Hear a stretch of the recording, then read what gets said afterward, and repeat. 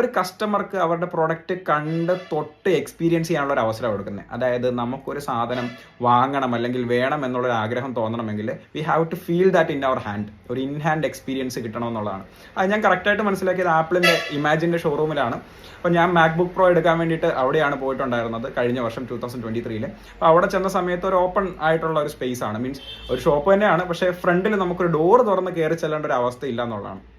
അവിടെ കയറി ചെന്ന് കഴിഞ്ഞപ്പോൾ ഞാൻ നോക്കുമ്പം അവിടെ വിസിറ്റ് ചെയ്യുന്ന എല്ലാവരും ഷോപ്പിലൂടെ കയറുന്നുണ്ട്, പല പല ഡിവൈസുകളും എടുത്ത് കയ്യിൽ യൂസ് ചെയ്ത് ഫീൽ ചെയ്ത് അവർ എക്സ്പീരിയൻസ് ചെയ്യുന്നുണ്ട്. സോ അവിടുത്തെ സെയിൽസിൻ്റെ ഒരു ഫാക്ടർ എന്ന് പറയുന്നത് ഇത്രയും കോസ്റ്റ്ലി ആയിട്ടുള്ള ഒരു പ്രോഡക്റ്റ് വാങ്ങിക്കണമെങ്കിൽ അത് എന്താണ് എങ്ങനെയാണ് എന്ന് അവർ അറിയണം. അതായത് ഒരു പേര് മാത്രം കൊണ്ട്, പേര് തന്നെ ഒരു ബ്രാൻഡാണ്, ബട്ട് സ്റ്റിൽ നമുക്ക് നിലവിൽ ഉപയോഗിക്കുന്ന ആൻഡ്രോയിഡ് വെച്ച് നോക്കുമ്പോൾ എന്താണ് iOS അല്ലെങ്കിൽ നമ്മുടെ വിൻഡോസ് വെച്ച് നോക്കുമ്പോൾ എന്താണ് macOS-ലുള്ള ഡിഫറൻസ് എന്ന് അറിയാൻ പറ്റിയെങ്കിൽ മാത്രം, ആ ഡിവൈസിൻ്റെ പെർഫോമൻസ് ഫീൽ ചെയ്യാൻ പറ്റിയെങ്കിൽ മാത്രമേ കസ്റ്റമർ അത് വാങ്ങിക്കത്തുള്ളൂ. ഞാൻ ഒരു എക്സാമ്പിൾ